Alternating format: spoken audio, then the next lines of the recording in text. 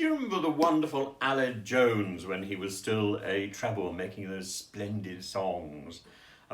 He wasn't actually the boy who sang the song in The Snowman. That was somebody else. But Aled Jones then made that song his own, and I think he reached number one or something in the hit parade.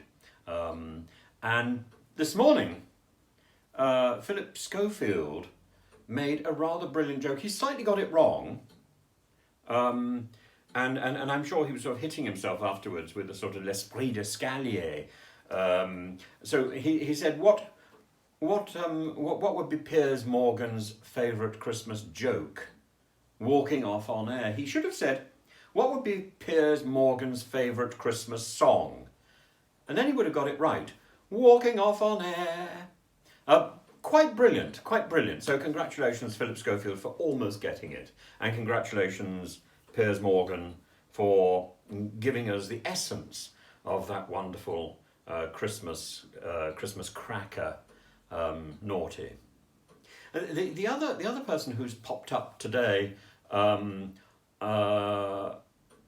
Mrs. May, and in a good way. I can't believe it. You know, Mrs. May. I normally think of Mrs. May like a sort of ferocious combine harvester, dashing through a field of corn, but not very effectively. But today, or yesterday, I think, or the other day before, she actually had something of worth to say. She made a very interesting observation that at the moment it appears that the Omicron virus, or Omicron virus, depending on which form of Greek you want to favour, I tend to favour the Erasmian pronunciation when it comes to the letters of the alphabet, though I instinctively follow, for the most part, a modern Greek pronunciation, which it seems at the moment is the one being proposed, Omicron. So I must make an effort. Omicron. She says that Omicron looks to be getting more infectious, but less, but less virulent. It's so it's spreading more easily, but it's not causing as much damage.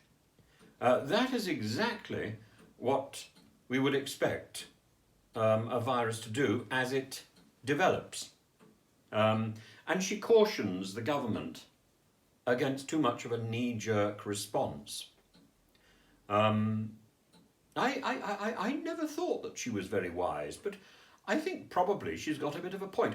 Now, my position with regard to COVID, and in fact with many issues, is that the government should legislate less and should encourage us to do more. We're more likely as a nation to resist a law than we are to resist doing the right thing. And doing the right thing is to be careful about one's neighbours and one's friends, to wear masks, to keep one's distance, and to make sure that whatever nasty virus happens to be around is not spread, and that I am not responsible for giving it to my friends. That I think is the moral position, and I think the legal position, it comes a little bit late, and we ought to be in a position where we have more moral responsibility and less laws.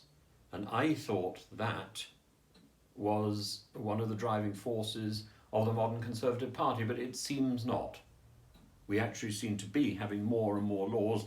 And for Mrs. May to say this is slightly ironic, as she is one of the people who seems to have been behind a lot of those laws. She was a great legislator, both as a Home Secretary and then as a Prime Minister, not achieving very much, but a lot of noise, and not very much effort. Rather like flatulence, but there we are. Mrs. May in a cornfield. Do follow my channel and do ring the bell. Have fun.